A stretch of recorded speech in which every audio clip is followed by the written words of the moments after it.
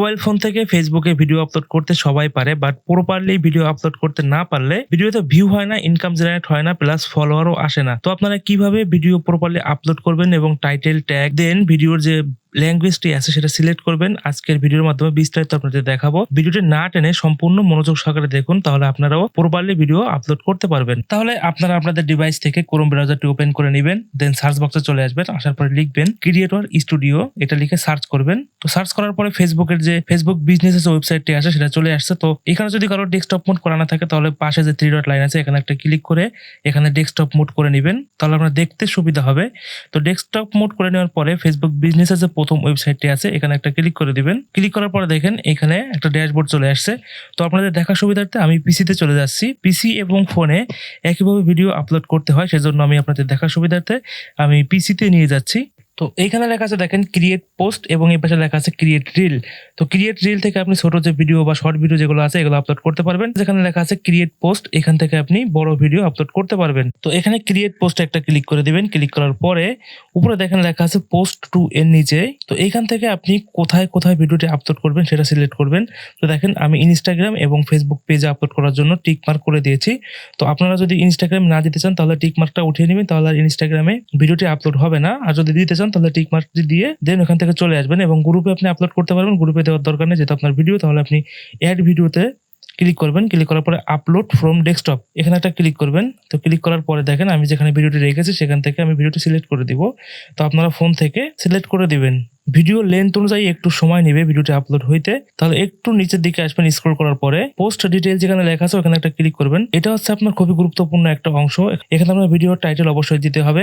আপনার ভিডিও অনুযায়ী আপনার ভিডিওর টাইটেল দিবেন। টাইটেল না দিলে কিন্তু ভিডিও ভাইরাল হওয়ার সম্ভাবনা খুবই কম থাকে। যে টাইপের ভিডিও সেই টাইপের একটা টাইটেল লিখে দিবেন। তো আমার যে টাইপের ভিডিও আমি একটা টাইটেল লিখে দিচ্ছি, বাংলায় হোক ইংলিশে হোক কোনো সমস্যা নেই, কিন্তু আপনাকে টাইটেল দিতেই হবে। তো টাইটেল যেটা লিখবেন ওটা আপনার ডেসক্রিপশন বক্সে কপি করে নিয়ে দিয়ে দিবেন সেম টু সেম। ফেসবুকের টাইটেল এবং ডেসক্রিপশন বক্স একই, এখানে বিস্তারিত কিছু লেখা যায় না বা বিস্তারিত কিছু দেওয়া যায় না। আমরা যেরকম ইউটিউব ডেসক্রিপশনে বিস্তারিত কিছু দিতে পারি, লিঙ্ক এখানে অ্যাড করতে পারি, কিন্তু এখানে কোনো কিছু অ্যাড করা যায় না। সেই জন্য উপরে যে টাইটেল আছে ওটা আপনি এখানে কপি করে পেস্ট করে দিবেন। করার পরে দেখেন এখানে আপনি হ্যাশট্যাগ দিতে পারবেন। হ্যাশট্যাগ একটা ক্লিক করবেন। ক্লিক করার পরে সার্চে চলে আসবেন। আপনাদের যে টাইপের ভিডিও সেই টাইপের একটা হ্যাশট্যাগ এখানে লিখবেন। তো উপরে সার্চ বক্সে লিখে সার্চ করবেন। সার্চ করার পরে ওই টাইপের হ্যাশট্যাগ চলে আসবে। যদি হ্যাশট্যাগ দিতে চান তাহলে বাম পাশে এখানে আপনি টিক মার্ক করে দিবেন। যে কয়েকটা হ্যাশট্যাগ নিতে চান সেটাই টিক মার্ক করে দিবেন। টিক মার্ক করে অ্যাডে ক্লিক করে দিবেন। ক্লিক করার পরে আপনার টিক মার্কটি হয়ে গেল এবং এখানে আপনারা ইমোজি সেট করতে পারবেন। হ্যাশের পাশেই দেখেন ইমোজি আছে, এখানে একটা ক্লিক করবেন। ক্লিক করার পরে আপনারা সব ধরনের ইমোজি এখানে পেয়ে যাবেন।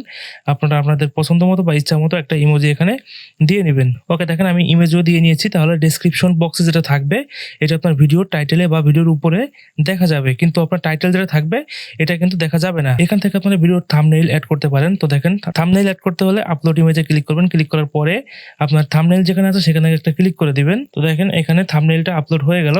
যদি এই থাম্বনেইল আপনি দিতে না চান আপনি ভিডিও থেকেও চুজ করে দিতে পারেন। তাহলে দেখেন চুজ সাজেস্ট এখানে একটা ক্লিক করবেন। ক্লিক করার পরে আপনার ভিডিও থেকে যে থাম্বনেইলগুলো সাজেস্ট করতেছে এখান থেকে আপনি দিয়ে নিতে পারেন। তো দেখেন আমি এখান থেকে একটা দিয়ে নিয়েছি এবং ট্যাক্স এন্ড কোলাবরেটর যেটা আছে এটা অটোমেটিক্যালি নিয়ে নেয়, আপনার দিতে হবে না, কারণ ফেসবুকে ট্যাক্স দিতে হয় না, এটা এমনিতেই হয়, কিন্তু ইউটিউবের ক্ষেত্রে এখানে ট্যাক্স দিতেই। তো এখানে কাজ মোটামুটি হয়ে গেলে একটা নেক্সটে ক্লিক করে দিবেন। তো নেক্সটে ক্লিক করার পরে দেখেন এখানে আপনার ভিডিওতে কোনো কপিরাইট আছে কিনা, যদি কপিরাইট থাকে এখানে শো করবে।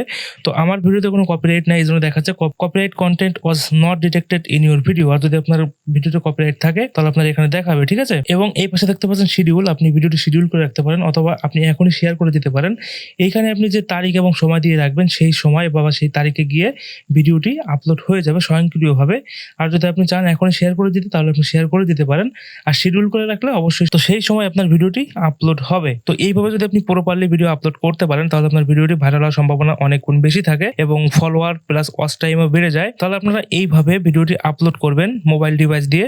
যদি আপলোড করতে পারেন তাহলে আপনার ভিডিও রিচ, এঙ্গেজমেন্ট এবং ফলোয়ারের সংখ্যাও বেড়ে যাবে। আবার অনেকে বলতে পারেন সরাসরি ফেসবুক অ্যাপ অথবা ক্রিয়েটর স্টুডিও থেকে যদি ভিডিও আপলোড করি তাহলে কেন হবে না। তো ওইখান থেকে আপনার প্রপারলি ভিডিওটি আপলোড হয় না বা টাইটেল অথবা ট্যাক্স অথবা যে থাম্বনেইল গুলো আছে এগুলো দেওয়া যায় না, যার কারণে ভিডিও ভাইরাল হওয়ার সম্ভাবনা খুবই কম থাকে। আর এখান থেকে ভিডিওটি আপলোড করলে ভাইরাল হওয়ার সম্ভাবনা বেশি থাকে, এই জন্য আপনারা এখান থেকে ভিডিওটি আপলোড করবেন। তো এই ছিল আজকের ভিডিও, আশা করি আপনার কাছে ভালো লেগেছে। যদি ভালো লেগে থাকে তাহলে অবশ্যই ভিডিওটি শেয়ার করে দিবেন এবং যারা ফেসবুক থেকে দেখছেন ফলো করে দেবেন, ইউটিউব থেকে দেখছেন তারা সাবস্ক্রাইব করে দেবেন। আশা করি সকলে ভালো থাকবেন, সুস্থ থাকবেন। বিদায় নিচ্ছি আজকের মতো। দেখা হবে পরবর্তী কোনো ভিডিওতে অন্য কোনো বিষয় নিয়ে।